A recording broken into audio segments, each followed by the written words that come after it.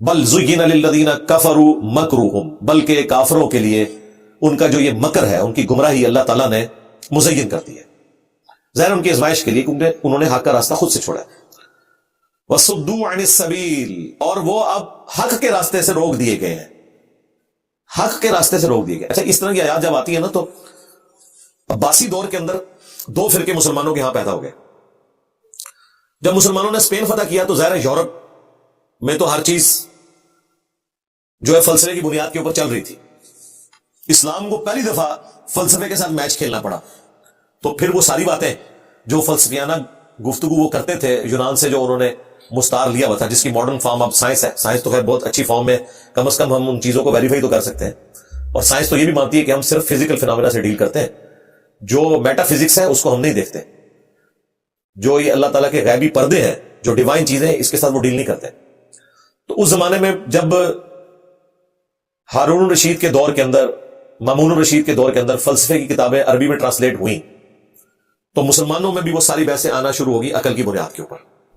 کہ جی اچھا یہ بتاؤ کہ اگر ہر کام اللہ کی مرضی سے ہو رہا ہے تو اس کا مطلب ہے جو ہم گناہ بھی کرتے ہیں یہ بھی اللہ کی مرضی سے ہے، جو ہم اچھائی کرتے ہیں یہ بھی اللہ کی مرضی سے ہے۔ تو ایک سٹرکٹ عقیدہ پیدا ہو گیا لوگوں کے ہاں، وہ تھے جبریہ، جو کہتے تھے یہ ہم پہ جبر کیا گیا ہے اور ہر چیز اللہ کی مرضی سے ہو رہی ہے، ہم چاہیں بھی تو نیک نہیں بن سکتے اپنے اختیار سے۔ وہ پھر اس قسم کی آیات سے نا اپنے عقیدے کو پکڑتے تھے۔ دیکھو اللہ تعالیٰ فرما رہا ہے، دیکھو ان کو حق کے راستے سے روک دیا گیا، باقی ساری آیات وہ چھوڑ دیتے تھے، والذین جاہدوا فینا لنہدینہم سبلنا، ان آیات کو بھی چھوڑ دیتے تھے کہ اللہ تعالیٰ حق قبول کرنے والوں کو حق کی طرف رہنمائی کرتا ہے، اور جن لوگوں نے حق سے اناد کیا ہوتا ہے تو اس حق سے اناد کرنے کے سبب اللہ تعالیٰ ان کے دلوں کے اوپر مورے لگاتا ہے، پہلے نہیں لگاتا، وہ اوور لک ہو جاتی تھی چیز۔ اچھا، دوسری ایکسٹریم پہ پھر ان کے مقابلے پہ آگے قدریہ، جن کا موقف تھا کہ تقدیر کوئی چیز نہیں ہے، جو ہم چاہتے ہیں نا وہ ہوتا ہے، ہم قدرت رکھتے ہیں اپنی ہر چیز کے اوپر، وہ دوسری ایکسٹریم پہ چلے گئے۔ تو ایسا بھی نہیں ہے، جب اللہ تعالیٰ کسی کے گمراہی کے سبب اس کے اوپر مور لگا دے پھر تو پیغمبر بھی اسے ہدایت نہیں دے سکتا۔ تو یہ دونوں ایکسٹریم رویے ہیں، جبریہ جو کہتے ہیں کہ جی ہمارا گناہ کا نیکی کا ہر کام اللہ کی مرضی سے، ہمیں اختیار ہی کوئی نہیں دیا گیا، یہ تو بالکل نان سینس بات ہے۔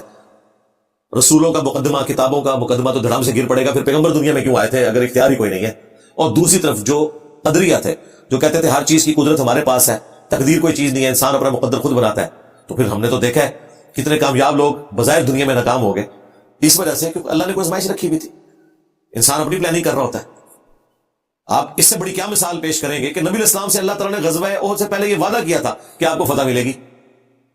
لیکن غزوہ احد کا انجام جو ہے مسلمانوں کی شکست پہ ہوا ہے۔ اب مسلمانوں میں وسوسے پیدا ہو گئے کہ یہ کیا اللہ کا تو وعدہ تھا، اللہ نے 60 آیات نازل کی آل عمران میں غزوہ احد کی کمنٹری پہ کہ بھئی فتح تو دے دی تھی، یہ سب بھاگ گئے تھے لیکن تم نے اپنے نبی کی نافرمانی کی، اور 35 لوگوں نے وہ درہ چھوڑ دیا جن کے بارے میں بخاری میں حدیث ہے، آپ نے فرمایا کہ اگر تم دیکھو کہ چیل کوے بھی ہماری لاشیں اٹھا رہے ہیں تب بھی تم نے یہ درہ نہیں چھوڑنا جب تک کہ میں حکم نہ دوں۔ صرف 15 بندے رہ گئے، 35 نے چھوڑ دیا۔ خالد بن ولید کافروں کی طرف سے آئے تھے، انہوں نے پیچھے سے حملہ کیا،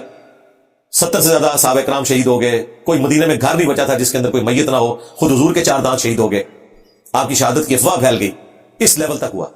تو پھر اللہ تعالیٰ نازل کیا کہ نہیں، اللہ بھی درست ہے اور یہ جو کچھ ہوا یہ تمہارے اعمال کے سبب ہوا۔ لوگوں کو تو وجہ آیا تھا کہ اللہ کا وعدہ کدھر گیا، تو اللہ نے کہا وعدہ تو تھا جب تم کافروں کو قتل کر رہے تھے،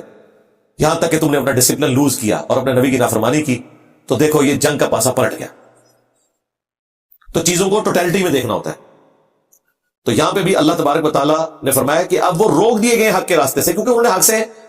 اناد کیا۔ وَمَن يُضْلِلِ اللَّهُ، اور جس کو اللہ ہی گمراہ کر دے، فَمَا لَهُ مِنْ هَادٍ،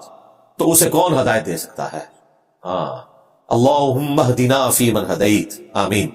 اللہم اہدنا الصراط المستقیم صراط الذین انعمت علیہم غیر المغضوب علیہم ولا الضالین، آمین۔